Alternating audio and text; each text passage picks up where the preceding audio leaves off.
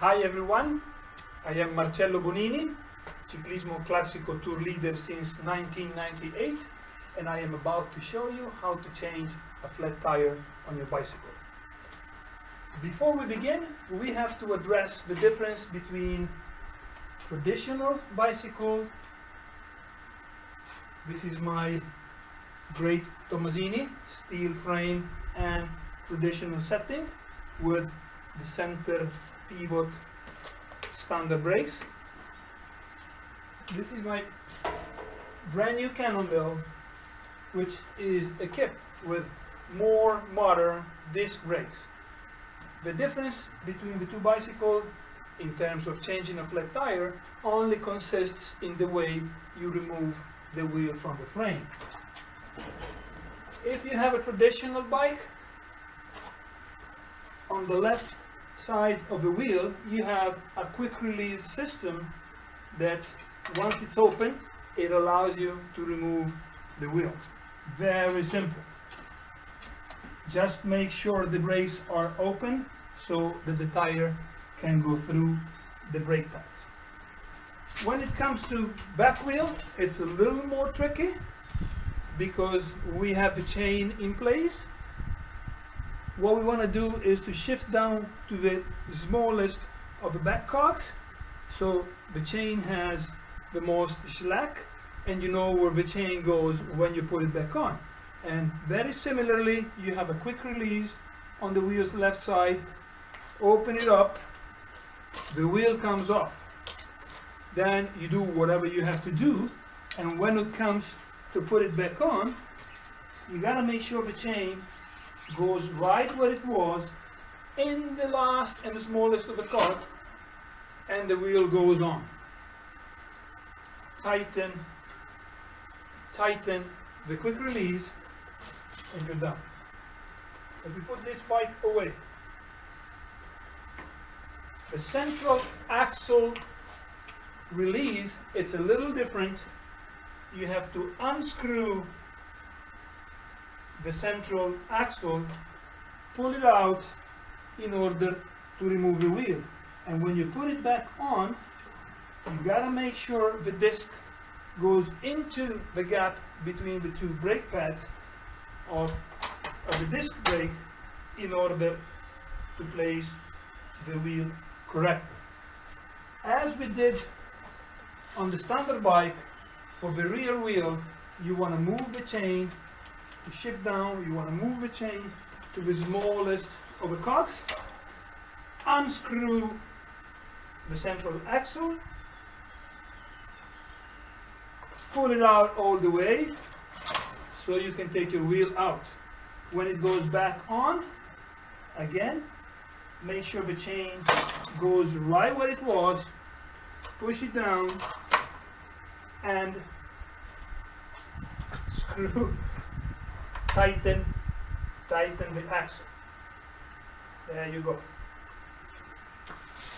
So let's say you're out on your ride and you get a front wheel flat, which is the easiest to begin with. As we said, you remove it,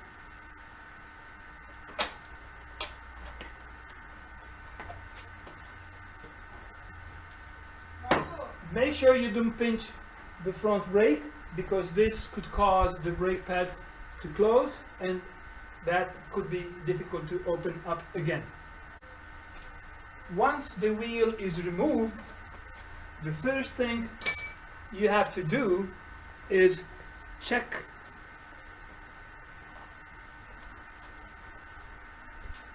once the wheel is removed, the first thing you want to do is check the outside of the tire, because chances are what caused the flat could still be in there.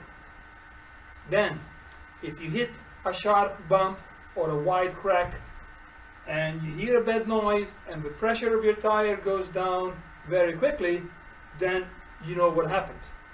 But if it's a slow leak that takes a few minutes to get the wheel flat, then you really want to see what's inside your tire, because if you then change the tube and you have a thorn, a piece of glass, a nail, a metal thread still in there, then you change the inner tube, you pump it up, after a few minutes you're back with a flat tire.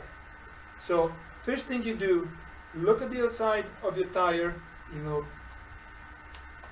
rub it on the outside with your fingers, trying to spot anything that could still be through the tire. Then you grab your little toolkit in which you have a spare tube, put in my pocket, and a couple of tire irons. Of course, the first thing we have to do now is to get the tire off the rim, and this is the tool that you're going to use, like a spoon. You stick it into the gap between the tire and the rim, pulling the tire out, and then you push. By doing so, one side of the tire is off the rim, and you can easily remove the inner tube.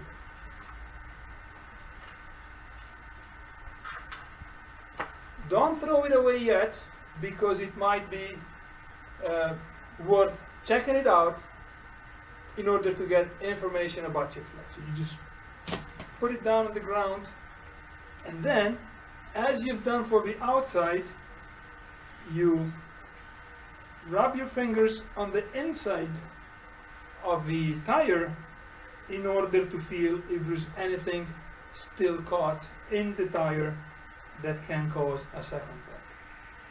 There's nothing in here, so we get the new tube out, we grab the pump, which I keep attached to my frame, and remove the black cap. Don't throw it out into the wild. Remove the nut that you will use to block the stem, and before you put the new tube back in, you might want to put some air in it so it stretches out a little better. It doesn't have to be fully pumped up, just a little bit. You close it. Then here's a little trick. The tire has a mark that usually the builder puts right where the hole for the stem is. Put your tube in, stretch it out nicely and evenly within the rim, and then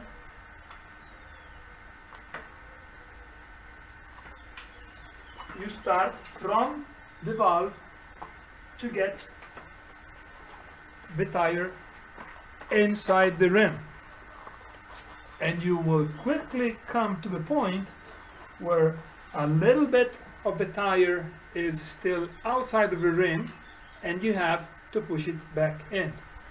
At this point there are several techniques. One is to go with your fingers from above and roll it in like I'm doing right now.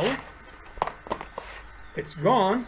Or if it's a very tight tire, you can put it right here and use the palm of your hand to roll it back in.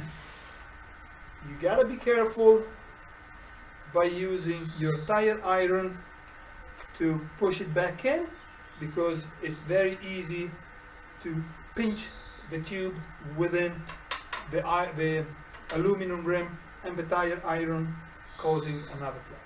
So let's say you've done a good job and you did put the tire back into the rim. Now you have to pump it up. There's my pump. My pump is here. Those mini pumps are quite efficient. We forgot the nut. You might want to put the nut in order to block the valve in the correct position.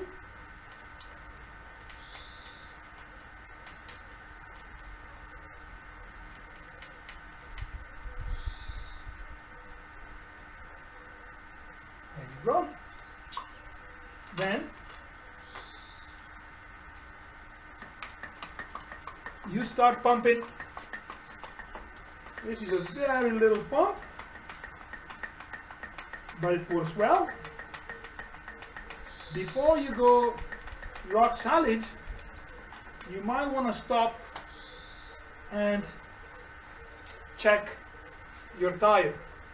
As we say in Italy, you give it un bel massaggio, you give it a nice massage. So if for some reason the tube got twisted or stretched out unevenly within the rim and the tire, you give it a chance to reposition correctly before you pump it up hard. So you basically go around just squeezing and moving the tire, allowing the inner tube to realign correctly inside the tire. Once this check is done, you continue pumping.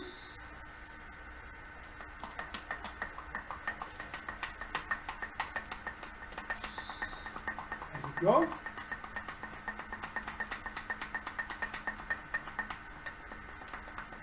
It's catching up.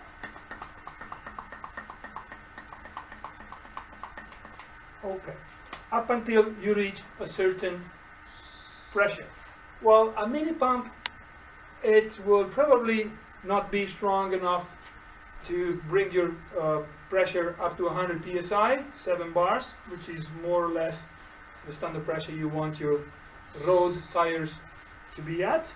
But it certainly will be able to take your pressure up to the point where you can ride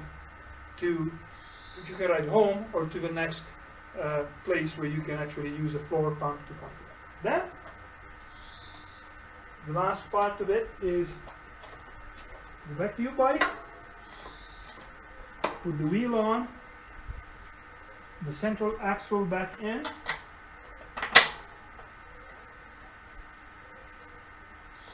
and off you go. A couple of warnings.